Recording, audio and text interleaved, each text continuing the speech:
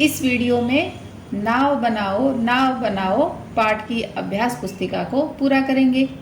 नमस्कार सभी को, हिंदी कला केंद्र में आपका स्वागत है। अगर आप इस चैनल पर नए हैं तो पहले इसको सब्सक्राइब करें व बेल आइकन को दबाना ना भूलें ताकि नए वीडियो का नोटिफिकेशन सबसे पहले आपको मिले।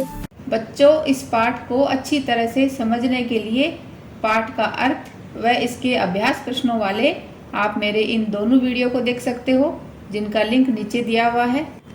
अभ्यास पुस्तिका को पूरा करने से पहले एक बार इस कविता को पढ़ लेते हैं ताकि आगे उत्तर देने में आसानी रहे। नाव बनाओ भैया मेरे जल्दी आओ। वह देखो पानी आया है, घिर घिर कर बादल छाया है, 7 समुंदर भर लाया है। तुम रस का सागर भर लाओ, भैया मेरे जल्दी आओ।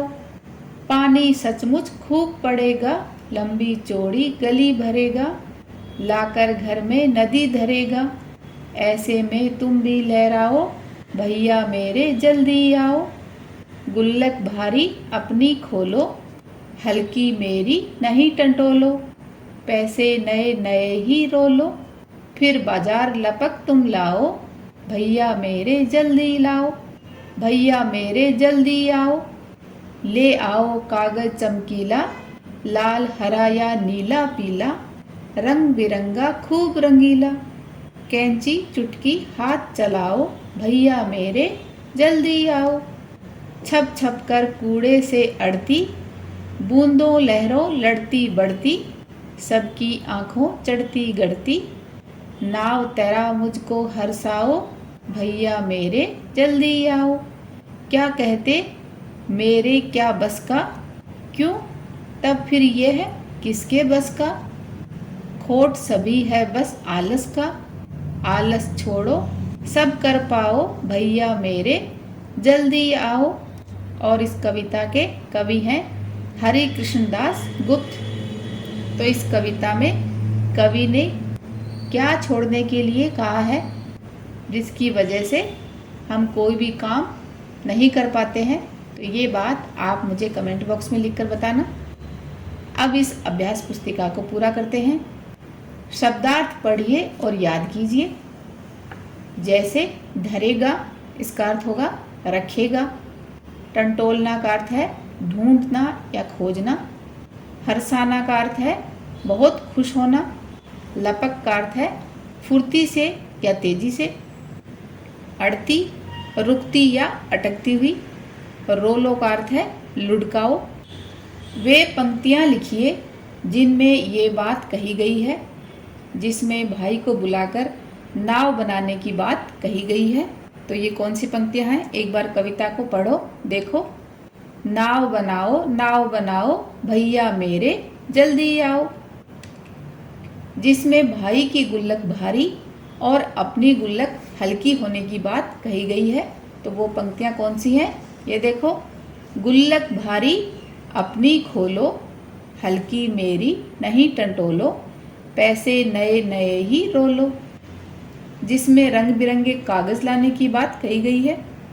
ले आओ कागज चमकीला, लाल हरा या नीला पीला, रंग बिरंगा खूब रंगीला। जिसमें नाव तैराकर खुश करने की बात कही गई है।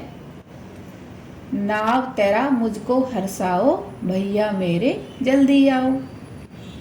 जिसमें आलस छोड़ने की बात कही गई है।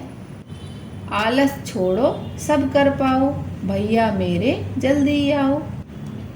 पर्यायवाची शब्दों से फूल की पंखुड़ियाँ भरिए। जैसे पानी का पर्यायवाची क्या होगा, जल, नीर। ऐसे ही बच्चों पानी का एक पर्यायवाची आप मुझे कमेंट बॉक्स में लिखकर बताओ। अगली पंखुड़ी बादल, जिसका पर्यायवाची होगा मेघ, जलधर। नदी का सरिता, तरनी। समुद्र का सागर, जलधाम। भाई का भ्राता, तात। और आँख का नेत्र, नयन। इला शब्द लगाकर नए शब्द बनाइए।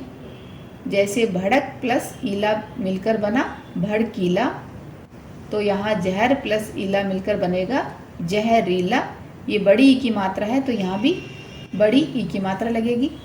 चमकीला, शर्म प्लस ईला मिलकर बनेगा शर्मीला।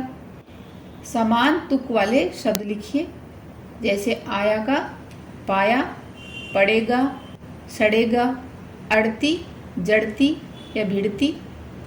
खोलो, बोलो, चमकीला, भड़कीला, पाओ, लाओ, जाओ। विलोम शब्द लिखिए, जल्दी का विलोम देरी, नया का पुराना, घटना का बढ़ना, हल्का का भारी। नाव बनाओ, नाव बनाओ, यहाँ पर बनाओ ये काम वाला शब्द है, यानी काम को करो, तो ऐसे शब्दों को क्रिया कहते हैं। क्रिया वे शब्द हैं जिनमें किसी काम का करना या होना पाया जाता है, जैसे खेलना, खाना, पढ़ना, सोना, होना आदि। तो नीचे लिखे क्रिया शब्दों से वाक्य बनाइए, तो जिसमें आया क्रिया शब्द हो, जैसे सुनील स्कूल से आया और सीधा खेलने चला गया। पाओ, पुलिस ने कहा चोर की जानकारी बताओ और इनाम पाओ। आओ, नानी ने बच्चों से कहा मेरे पास आओ। खोलो, दादाजी ने कहा दरवाज़ा खोलो। जाओ, मम्मी ने सब्जी वाले से कहा जाओ आज सब्जी नहीं लेनी।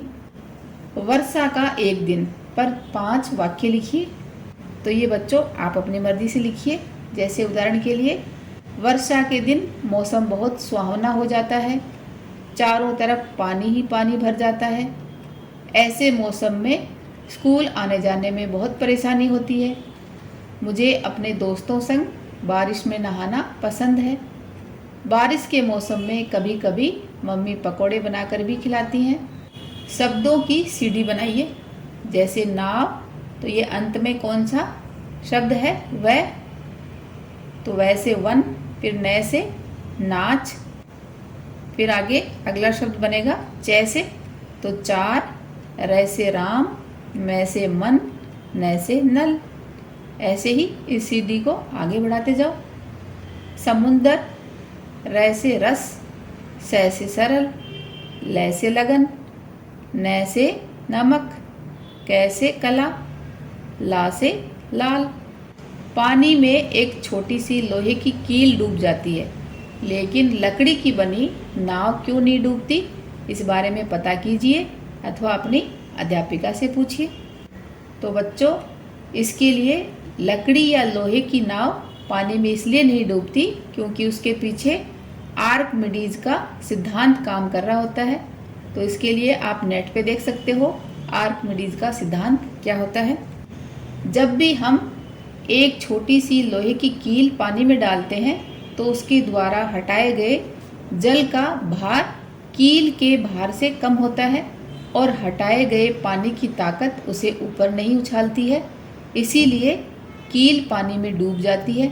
लेकिन यदि उसी लोहे के टुकड़े को एक प्लेट बना दिया जाए यानी चपटा बना दिया जाए तो पानी के नीचे से लगने वाली शक्ति को बड़ा आकार मिल जाता है और वह तैरने लगती है।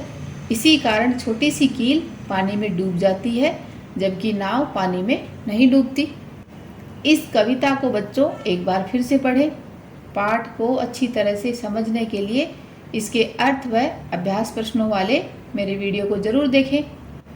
बच्चों, क्या आप बारिश के मौसम में कागज़ की नाव बनाकर उसे पानी में तैराने की कोशिश करते हो? यदि हाँ, तो आप मुझे कमेंट बॉक्स में लिखकर बताना आपका अनुभव कैसा रहा। सुझावों व सुधारों के लिए कमेंट बॉक्स में लिखें। अगर हमारे वीडियो बन ही रहे हैं आपके फेवरेट, तो फिर क्यों ना करें इनको लाइक, सब्सक्राइब और रिकमेंड। हमें और बेहतर बनाने के लिए आप कर सकते हैं कमेंट। धन्यवाद।